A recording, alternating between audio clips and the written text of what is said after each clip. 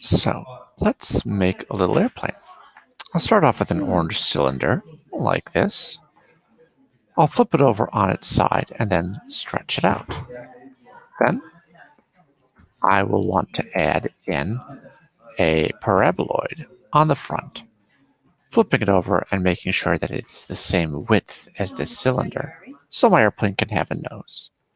Then I'll want to put in some wings. Good wing for me would be a wedge, like this. Take the wedge, flip it on its side, and then stretch it out. When I stretch out my wing, I'll want to make sure that I also lift it up so that it's attached here. I'll want to have a tail wing so that the back of the airplane looks nice too. You'll see that for my tail fin here, I've used the roof piece, and for the elevators, I've used the wedge. I'll also want underneath both of these wings here to have some engines. And for engines, I can use a little cylinder like this. So right now, my airplane is looking pretty good, but it does still look a little bit like a toy to me. It looks a little bit like a toy because you see how chunky and square these wings look. Actual airplane wings don't look like that. Actual airplane wings are swept back a bit. Well, how can I do that? And the answer, of course, is I can use holes. Because the problem is I don't want all of this blue chunk here. I want to cut some of this blue chunk out. Now, how can I do that? One way that I could do that is by putting in a hole that's shaped like the amount I want to get rid of. I want to cut a big triangle piece out like this.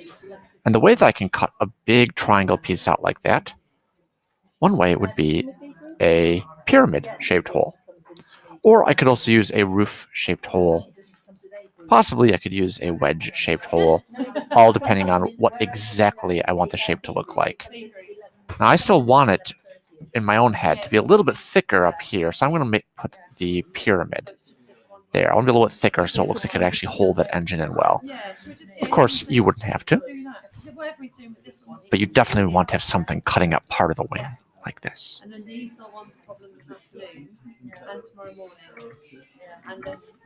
And then we'll put them on all of these wings and tail fins.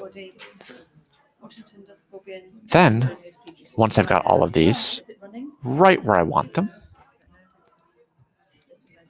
I'll select all of them and then group them together.